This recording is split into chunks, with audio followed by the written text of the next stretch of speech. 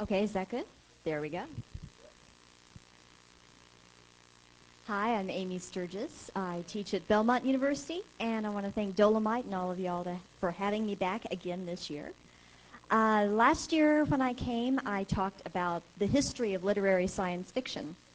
And one of the grandiose claims I made during that moment of mapping out how science fiction has evolved over the years is that Heinlein is basically the king of the golden age of science fiction. To give you a quick thumbnail sketch of where I went before, I basically looked at the beginning of science fiction with people like Mary Shelley, Jules Verne, H.G. Wells, that the science in that kind of science fiction began with biology, chemistry, and physics.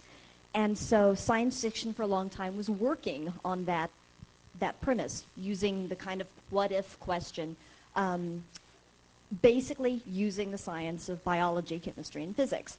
And that reached a certain point while also you had all the things like pulp magazines going on and the whole period where there were, girls with big boobs and big guns for the 14-year-old crowd that sort of was the caricature that science fiction eventually got kind of stuck with, was still in that period.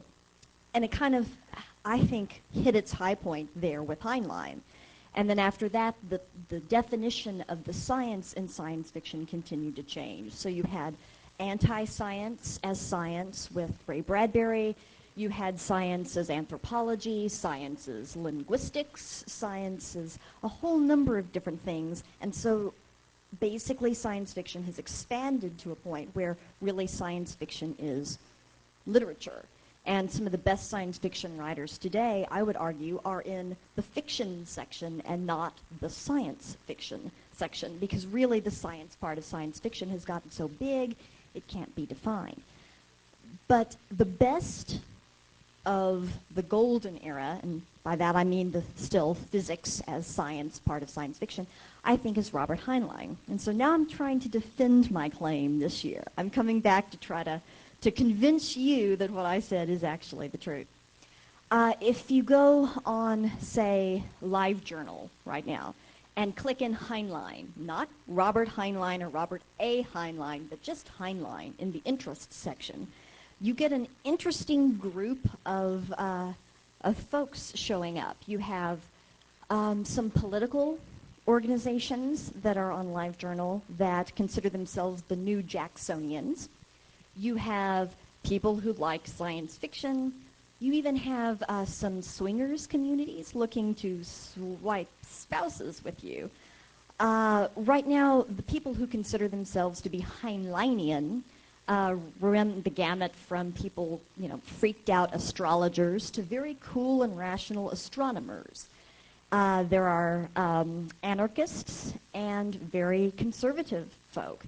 There are very staunch atheists, and there are people in the Church of All Worlds that consider Robert Heinlein a prophet and his book Stranger in a Strange Land a holy book.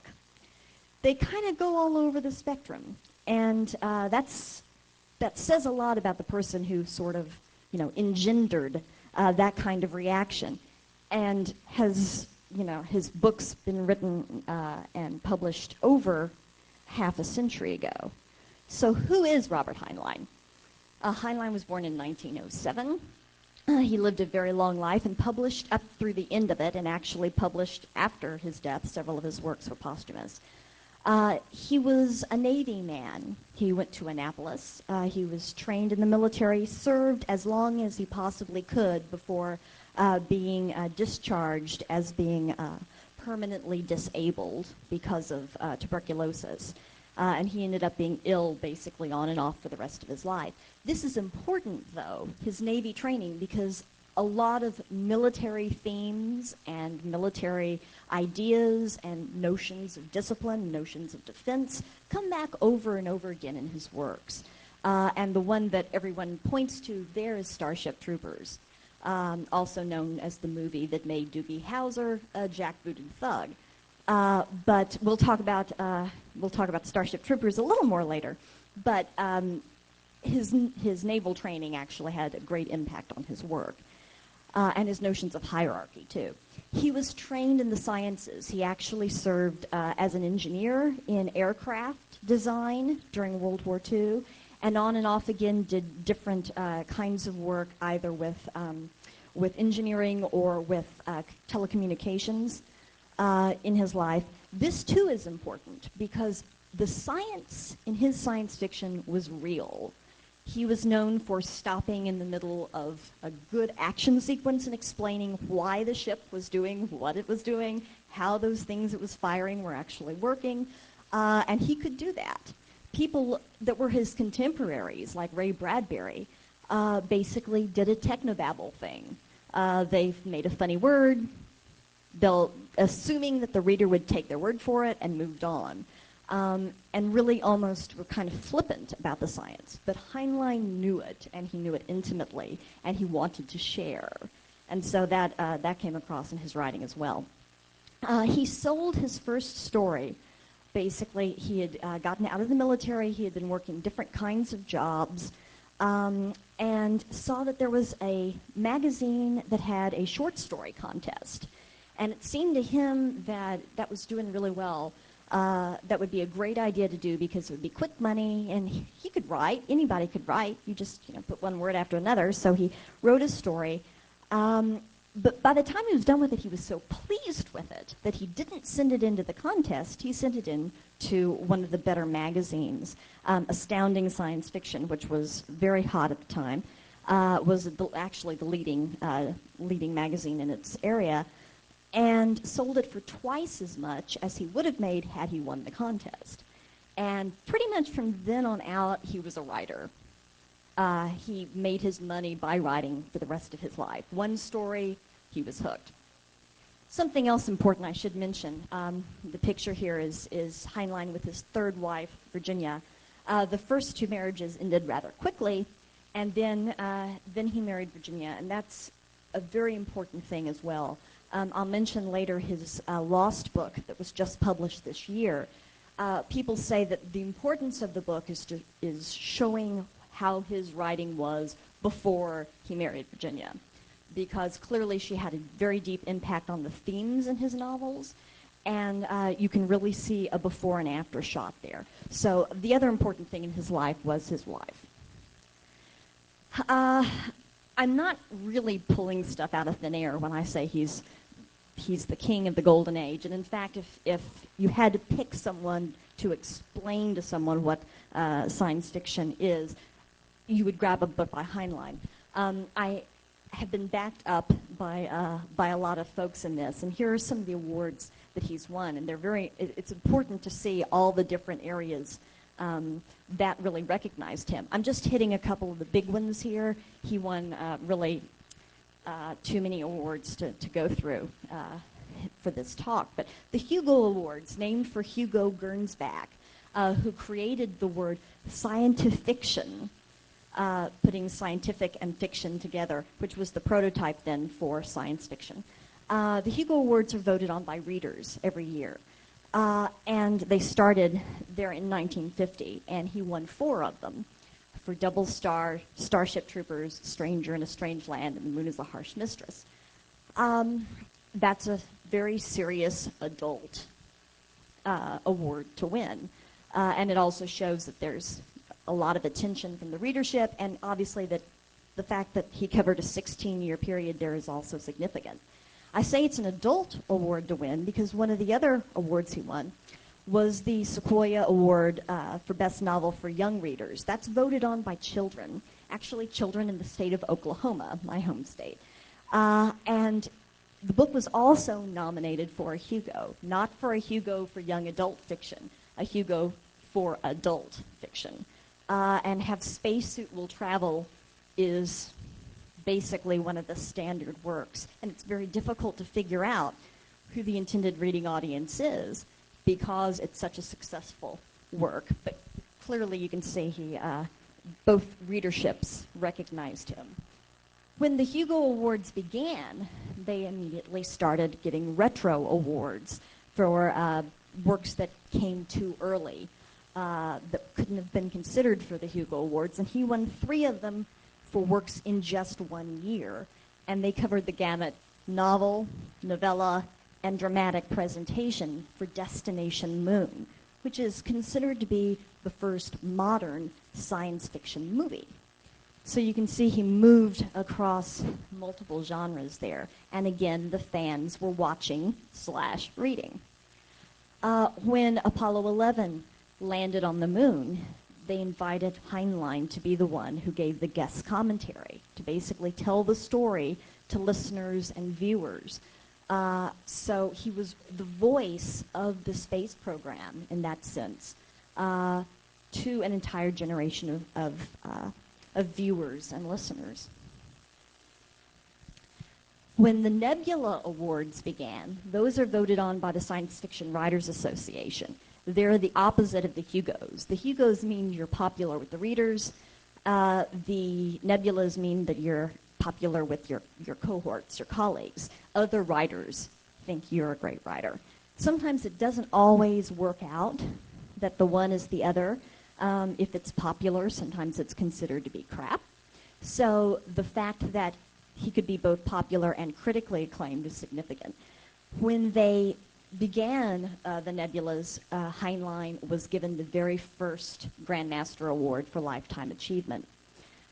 3 other of his works were nominated for both Hugos and Nebulas. So again, you've got both the critical acclaim and the popular acclaim. Time Enough for Love, Friday, and Job, A Comedy of Justice. He has also been the inspiration for 7 films, most recently the really awful Starship Troopers and its straight-to-video sequel. And there are 3 more currently in development. One is Stranger in a Strange Land, and I know the last thing they were talking about with that was Tom Hanks.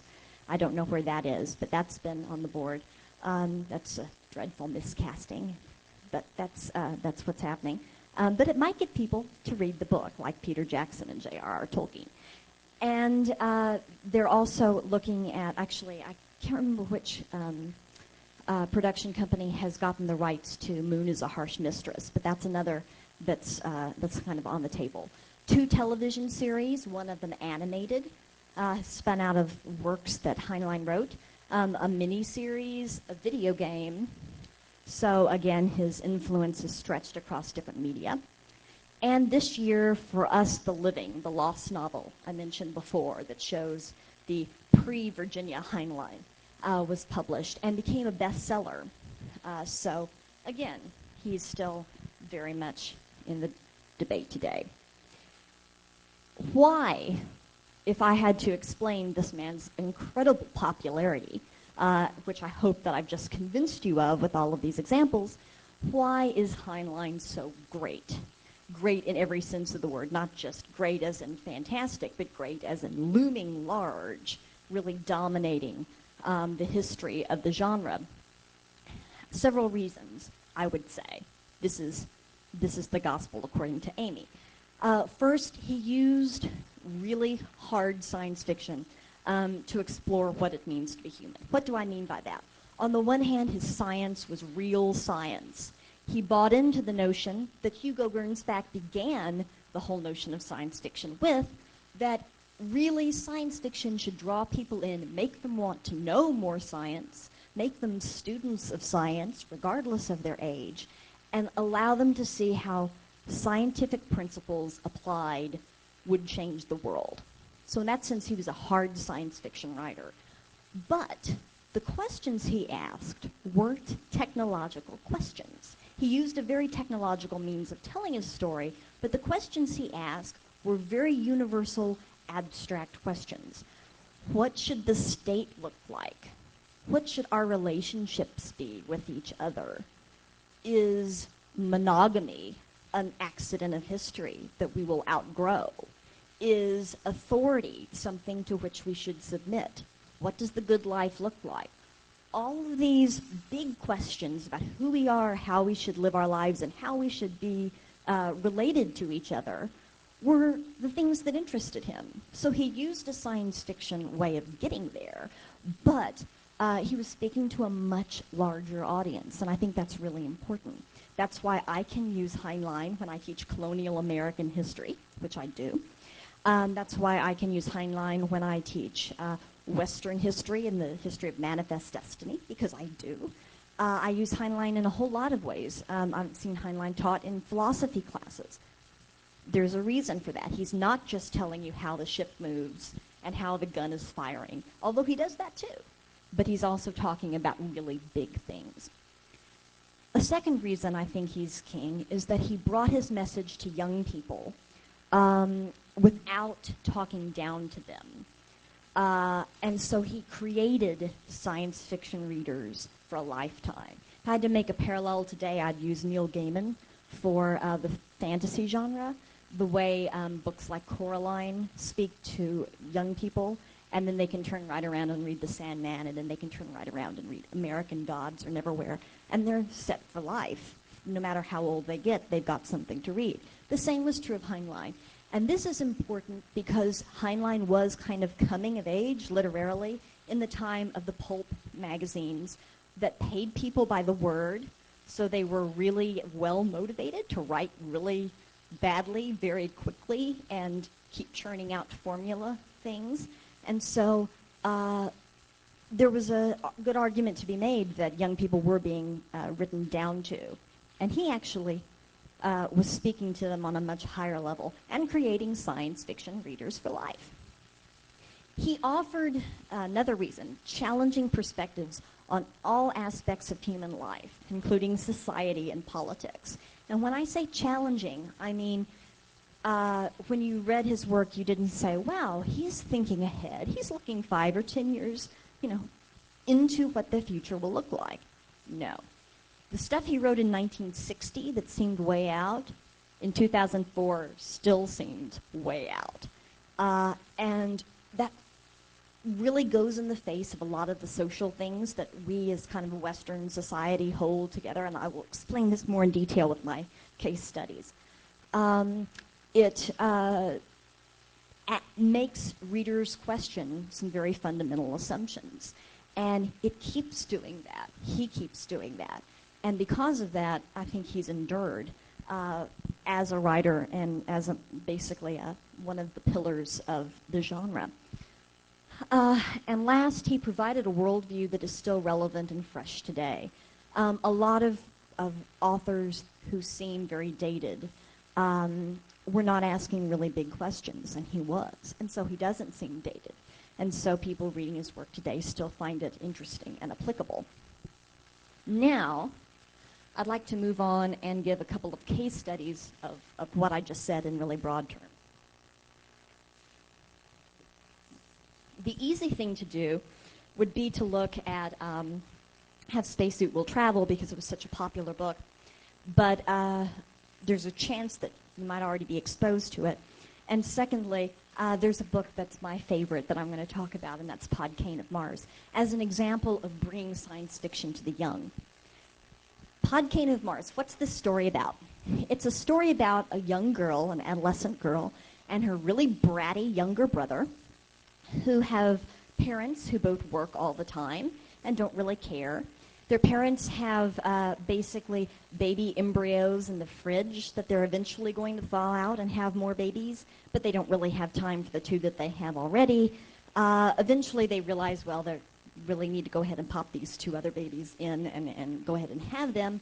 So they basically microwave the embryos, go ahead and have the babies, and there's really just not enough attention to go around. So Podkayne and her brother basically get shipped off on their uncle. Okay? Their uncle is a star-traveling politician, and he's going on a trip, and he's very glad to take them along, and he's very lenient and lets them go and do all sorts of things, but he's a great guide because he knows his way around the galaxy, and he's kind of, the nice uncle everybody would want, or so it seems. Podkayne is trying to figure out who she is and what she wants out of life, because she thinks she'd really like to be the captain of a starship. But she also likes babies and boys, and so what if she ended up falling in love and getting married and having children? what's amazing to me about this is that Heinlein, okay, who at this point is in his 50s, writes incredibly convincingly from the point of view of an adolescent girl. And the fact that this adolescent girl happens to be worrying about how the engine on the ship works, because if she were a captain, she'd need to know those kinds of things. So she's fascinated by every sort of, red alert they have, what's going wrong, what's going right. But she's also asking questions that all girls ask themselves, or all siblings ask themselves if they have a bratty little brother or sister who's pestering the daylights out of them. The fact that he can write like that is really amazing and speak immediately to a young reader. But the fact that he has that internal dialogue going on doesn't change the fact he's still asking really big questions. Podkane, or Poddy, as she likes to be called, finds out that there's a lot of crap going on in the universe, and actually her uncle might be part of it. When they go to one planet, he explains that the way the planet is set up is either the grimmest tyranny or the most perfect democracy ever devised. And she has to go and figure that out. What does that world look like? Let me read just a paragraph. This is Poddy herself talking about the planet on which she's found herself. Not that I understand it. I don't understand anything about how this planet really works. No laws, just corporate regulations. Want to get married? Find somebody who claims to be a priest or a preacher and have any ceremony you like, but it hasn't any legal standing because it's not a contract with the corporation. Want a divorce? Pack your clothes. Leave as quickly as you can. Illegitimacy, they've never heard of it. A baby is a baby and the corporation won't let them do without because the baby will grow up and be an employee. And Venus has a chronic labor shortage. Polygamy, polyandry, who cares? The corporation doesn't. This isn't, see, spot, run. She's trying to figure out the way the economics on the planet affect the social organization on the planet, the government of the planet, whether this is good or bad, how she feels about where she is. But he's not writing down to the reader. He's playing something out and making the reader basically grow up to his intellectual level. And that's pretty sophisticated stuff. As Poddy goes on, she finds out that her uncle, has a few problems. The fact that he's a politician has led him to do some things that perhaps weren't so great, puts her and her brother in a lot of danger. She's also coming to terms with who she is and what she wants. And the longer the story goes on, the more you really love her. At the end of the story, Heinlein does something really unusual. He kills her. This girl that you've come to really love. Now, the very first novel that he put out, they wouldn't allow him to have the ending he wanted, and he had to wait and do the next publication, the ending that he liked. Recently, there was actually a publication that came out that allowed people to vote on whether the first ending or Heinlein's real ending was the best, but people are really compelled by the ending he leaves us with Poddy, after she's seen all of these things in the universe that aren't really all that great, dies because after saving her brother, she goes back to save a little animal creature that she had adopted. And she leaves a little last message when she knows that she's going to die. And her brother, the very last bit of the book is from her brother's point of view, trying to figure out then what he's going to do after kind of having a life-changing experience of watching her. Watching what she had done, how she had saved him, and the fact that she died. When asked why he did this, this is what Heinlein said. Quote, "I could state that the theme of the story is that death is the only destination for all of us, and the only long-range hope for any adult lies in the young, and that this double realization constitutes growing up, ceasing to be a child, and putting away childish things.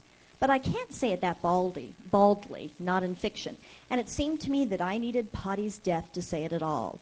If Poddy gets to have her cake and eat it too, marriage and star roving, if that little monster, her brother, gets off unscathed to continue his clever but asocial career, If their mother gets away with neglecting her children's rearing without having it backfire on her, then the story is just a series of mildly adventurous incidents strung together. He had a plan even for his juvenile fiction, and he wrote a lot of juvenile fiction. And where some people considered that all of science fiction was just a series of mildly adventurous events, mildly strung together, he wanted even the stories that were to appeal to 12-year-olds to really be saying something about the human condition. And they said something about, space flight, and they said something about life on other planets. But it said something about what it meant, in this case, to grow up and to come to grips with mortality. And that's a really significant thing. Another reason that Heinlein should be considered a king, I think, is that he wrestled with those issues, those societal issues that probably will always be issues to us, those of gender and race and how we're supposed to relate to each other and what all of this means. Stranger in a Strange Land, as I mentioned before, is considered a religious text today by the Church of All Worlds. But it's also come into our mainstream vocabulary in a lot of ways. Just the phrase, stranger in a strange land, shows up all over the place in speeches, in conversation. You should have seen me when I went to X. I was a stranger in a strange land. If you'll remember the I grok Spock movement, I have a vintage I grok Spock pen that's actually older than I am that I think is very cool. But it comes out again every so often in different ways. The verb grok is referring back to Heinlein. So as much as that is I grok Spock, a pro-Star Trek statement, it's also a pro-Heinlein statement. The gist of Stranger in a Strange Land is that a human left on Mars by the original Martian group from Earth that went to colonize Mars, that died, leaving him, the child of two of its members, the only human on Mars, is raised by Martians. What happens to him when they find him, when other Earthlings go to Mars to try to colonize again and find, oops, there's still one Earthman there, actually one who is born on Mars, who is more Martian than human, and they bring him back to Earth. What happens? In this case, it's almost a messianic situation where this human who's been uncorrupted by humanity tries to teach the world what being a Martian, and in turn, what being a human really is. And one of the keys to that is the verb grokking that I mentioned that Heinlein created. This is a Heinleinism, grokking. It means alternately understanding, loving, cherishing, hating, dealing with in any possible way. And it was a revelation in the sense that it meant appealing to a higher consciousness. The drug culture loved grokking. They thought if you smoked and swallowed things, you could grok in an even better way. And perhaps they're right. But grokking became part, again, of the terminology of the entire culture. One of the things that Valentine Michael Smith, the Martian human, brought to Earth was the notion of nest. Actually, if you do a search on Heinlein, do a Google search, you'll find there are a lot of nests still around all these years later that are trying to recapture the promise of what Heinlein described.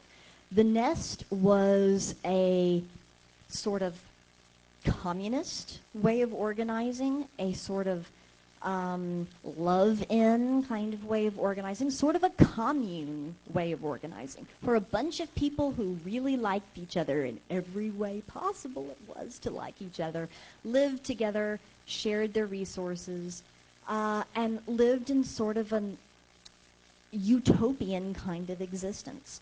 The description of the quote-unquote churches that were created around the stranger in the strange land, around Michael, is multiple families living together, a free love kind of thing. There was marriage, but in marriage, it was just a certain affinity. People basically swapped spouses all the time. People didn't need to be married at all. They shared money. In fact, there's a great description of a big barrel where there's money at the door, and people grab what they need when they leave and throw it back in when they come back.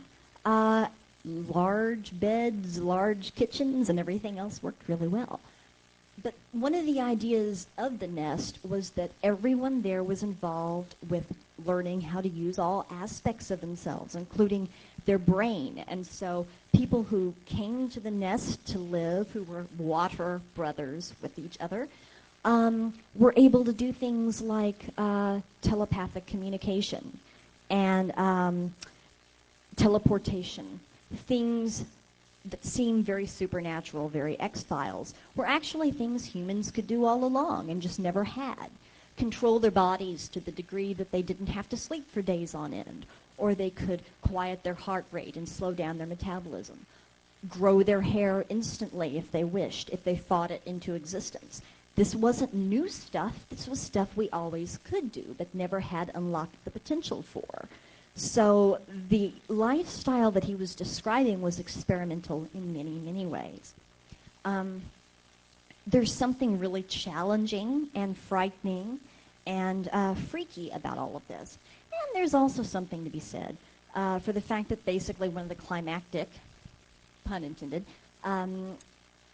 scenes in the entire novel is when the really, really old guy, the mentor figure, finally gets to have sex with the cute stripper girl, and all the rest of the people in the family in the nest get to get inside her head and experience the sex too. So basically everybody's loving him at the same time in every way humanly possible, or inhumanly possible, depending on how you look at it. This was really big for 1961. It's really big when you read it now in 2004. The idea of what all of the changes would mean socially, economically, politically, as we, because of the example of this one Martian, change the entire way we live. There's a great conversation when the stranger in a strange land basically says, this is going to change the way everything works. There's a little paragraph here I'll read. How can a teacher handle a child who knows more than she does? What becomes of physicians when people are always healthy? What happens to the cloak and the suit industry when clothing isn't necessary and we aren't so engrossed in dressing up? And nobody gives a damn if he's caught with his arse bare. What shape does the farm problem have when weeds can be told not to grow and crops can be harvested without benefit of any machinery? Just name it. The discipline changes it beyond recognition. Take one change that will shake both marriage in its present form and property. The idea that unlocking the potential of the human mind would really change everything was a part of this, and hence this is one of his best known works. And another thing Heinlein did was openly challenge traditional religion. The basic teaching that comes out of Stranger in a Strange Land is thou art God. Thou art God, I am God. Everyone is God. Now, in some sense, this seems really trite, and it sounds like, something that you would hear on Oprah in the afternoon, but actually it comes from something much deeper. And the fact that the Stranger in a Strange Land basically sets himself up in a church basically to tell people that they don't need a church is very, very Heinleinian. And again, something that really seems outside the boundary of what we would normally think of as golden age science fiction, right? People with big guns and big ships. Interestingly enough, a lot of the things he tackles we are amazed at later when Ursula Le Guin in Left Hand of Darkness starts taking on gender. It's a really amazing thing. And yet he was asking the same questions a lot earlier. He was just going about them in a very different way. And my favorite, the way Heinlein used really great science and science fiction to talk about politics. My favorite work, and what I think is his greatest work, is The Moon is a Harsh Mistress. The Moon is a Harsh Mistress, the premise is basically a revisitation of the American Revolution, except instead of a group of colonies on one continent rebelling against a country in another, you have people living on the moon rebelling against the control of Earth. People on the moon who didn't necessarily want to be there, much like the American colonists. Some were shipped there because they were poor. Many were shipped there because they were convicts. Wasn't really the greatest means in the world of colonizing the place. But once it is colonized, these people create a world for themselves and they want to break free. A lot of things we don't really think of in the first blush about a book like this, because we're thinking people go to the moon, people live there, people find ways of farming, of creating indoor habitation. A lot of the political aspects of it. Tanstaffel, there ain't no such thing as a free lunch, comes from the moon as a harsh mistress. The idea that people have to pay in one sense or another for everything they get. And in that sense, Earth has to pay for what it gets from the moon. The idea that there are competing means of law, that the law that works for Earth doesn't work for the moon. And the loonies, as they call themselves, create their own law that really does work. In this sense, pretty much going back to sort of a comparative legal structures, decentralized thing. A lot of people call this the great libertarian epic. They call it the Atlas Shrugged of science fiction, because it's very individualistic and very anti-authoritarian. The idea that basically some things that people, particularly in the United States, would like to think works everywhere, doesn't necessarily work everywhere. Maybe one of those messages we need to keep getting by reading the book over and over again, reading it in new eras with new political realities. Another thing interesting that he does is project how technology is going to impact very personal things. The line marriage that he describes in Moon is a Harsh Mistress is again something that really challenges us even today. The idea that you would have a polygamous relationship with people, not a man with 2 wives, but maybe 12 spouses of different generations, that you could opt into a marriage, man or woman, at a certain age, and have basically an entire family that does a lot of things, including protect property rights in a situation where property rights are really in flux, that would give people motivation for working one farm against really incredible odds, or working one factory, or working one oxygen or water plant for the long term, because all of these things would remain in the family, in the marriage. One of the most striking things about Moon is a Harsh Mistress is when one of the loonies is brought back to Earth to explain the moon's position. A picture of his family, of his husbands and wives, slips out, and it goes to the press. And he later figures out that the reason that he's thrown in jail for being in a lying marriage isn't that he's offended people's sensibilities by having more than one spouse so much as it is that the spouses are different colors.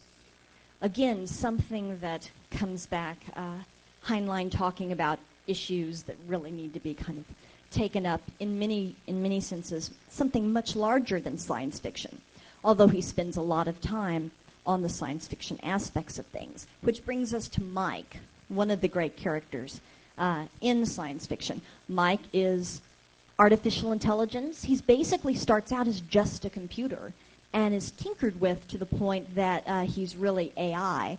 And then he is tinkered with to the point that he's a she, or he is a he and a she. He takes on all aspects of human consciousness, including sort of a gendered personality, depending on when you talk to him. And he ends up being the general that coordinates the entire revolution. He's the ultimate non-partisan political leader. And Mike runs the entire lunar rebellion against Earth.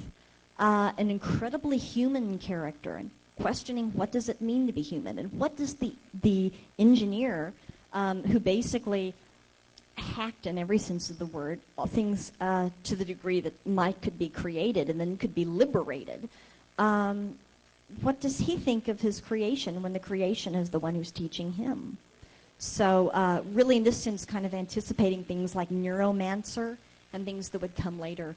All the good stuff. Do androids dream of electric sheep? What does it mean to be human when the technology seems a lot more human than we are? So a great way of pulling all of that together. So I think these three basically are great examples of the things that make Heinlein great science fiction and timeless science fiction, and that show how using the technological lens actually creates questions that are much bigger than the non-technological folk would actually appreciate. It's just a means of asking very big questions about what it means to be human. So with that, I will rest my case and see if, I'm sorry, no, actually I've got one more thing. And that is, are there any Heinleins today? Because obviously Heinlein hasn't written anything in 20 years, although we did luck out and get some of his posthumous publications. I would say yes, kind of. I would say if I had to pick someone, it would be Lois McMaster-Bugeaud. She just this year beat his record for Hugo wins. She hasn't caught up with him in terms of Nebula nominations, and certainly there's no way to beat someone for being the first Nebula Grand Master. But she has won a great number of awards. Although she's now starting to write in fantasy. I don't really know what that's going to mean. But her Vorkosigan series, which has, 14 books in its series, does a lot of the things that Heinlein did best in his short stories and in his novels. Basically, what seems to be an impossible thing, writing feminist, military, hard science fiction with a focus on questions that seem very much humanities. Really big order for anybody to meet, but she happens to do it as well. Her work basically creates a universe where different governmental / political / economic systems have ended up on different planets, and so the planets are metaphors for different countries. Her hard science fiction is not the same kind of hard SF that Heinlein wrote. You're in a ship and you know it works, and that's good because nobody's dying because the thing isn't falling apart, but you don't really know how it works. But she does do hard sci-fi. She can explain in detail, for example, what the uterine replicator does to allow basically newly fertilized eggs, new embryos, to be transplanted into these great uterine replicators so that all humans basically get to have very safe, very environmentally controlled gestation periods. Plus, the parents can go off and party for 9 months and then come back to the kid when it's ready to pop out of the machine. She can explain things like that. She's very good with things like cloning in the sense of human beings and what this means, but cloning also in the sense of organs and organ replacement. She's much more biology. In that sense, she's much more Mary Shelley than she is H.G. Wells or Jules Verne. But her commentary is about the larger issues in the same way that Heinlein's were. What are appropriate and good ways to live, finding things like mates. She also brings up the issues of monogamy and transsexuality and those sorts of things, of authority and the relationship between the individual and the community, and what laws should look like and what competing legal systems would lead to if left to natural selection in that sense. And in a way, she shares a lot of Heinlein's assumptions. She also has a certain libertarianness to her writing that I think would be amenable to the best of Heinlein's work. But there are some ways that even she, who's done so much, just isn't a Heinlein. Heinlein wrote a lot of great essays that sort of illuminated issues that he found in his fiction. She doesn't write nonfiction. One of the big things is that she doesn't write for a younger audience. Heinlein could grow his own crop of science fiction readers and then catch them in different phases of their lives. With Rougeau, you just hope they're already there as adults. But she doesn't have that kind of young adult, juvenile writing record in the same way that Heinlein did. The reason I didn't list all of Heinlein's works is because I'd still be listing them if I tried today. Literally just mind-boggling amounts of work. It's great that Rougeau's written 14 books, 16 if you count her two non-Vorkosigan. Sorry, 17. But she's nowhere near as prolific as he was at her age. So it's a humbling thing to be compared to Heinlein. But the fact that she doesn't have that doesn't mean that she isn't sort of an inheritor of his. So I won't say they don't make them like they used to. I'll just say they make them slightly differently. But with that, I will rest my case about Heinlein and say that certainly his legacy lives on. And so I hope you'll let me get by with calling him the king of the golden age of science fiction. And I thank you.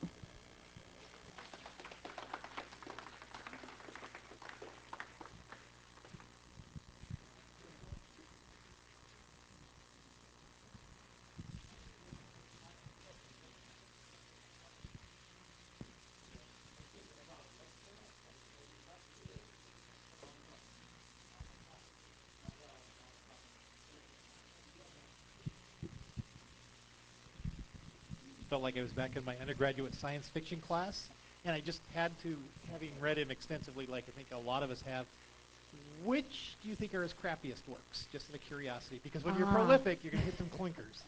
Well, that's a very good question. And when I said I thought his greatest work was Moon is a Harsh Mistress, it was tough because there's so many. Ask about his crappiest work, it's tough because there's so many. No, one of the problems was that as he got older, he felt less and less necessity to really hold things together in a narrative the way he did earlier. And because he created this sort of future history series that you could follow certain characters through certain, so many incarnations, I think at some point he had trouble differentiating the characters for himself. Oh gosh, by the time he's doing a lot of the later Lazarus Long stuff, I think it gets pretty out there. Yeah, it's not only tough to follow, but you really don't have a lot of motivation to follow it. I wonder if he had been well, and if he at that point I think he was suffering from J.K. Rowling's disease, if you could say J.K. Rowling has any disease, which doesn't seem like it. But the editors didn't want to touch him because, my God, he was Heinlein, right? And, he could have benefited from that a little more. But I'm glad we have the crappy stuff. But I think some of the later works, Cat Who Walked Through Walls, I'm just thinking of some things that were, that I'd be less likely to reread than I would. I'd still put his work against other people's for the sense of making us think. He actually destroyed his copies of For Us the Living and tried to do his best to destroy any copies existing so people couldn't read it. And if you read it as a Heinlein book, you say, wow, that was tough going, that didn't flow. But if you pick up whatever's in the airport under the science fiction section and read it, going by the definition, what is science fiction? Anything that's in the science fiction section of the bookstore. I'd still put it against that any day. So that may say something just about the kind of farm industry that has certain publishers shooting out works that are just as formula as the big boob, big gun juveniles of the late 1940s. But yeah, his work varies in quality at times, and certainly the ones that were written later, his last books. Does that answer your question? Okay, thank you.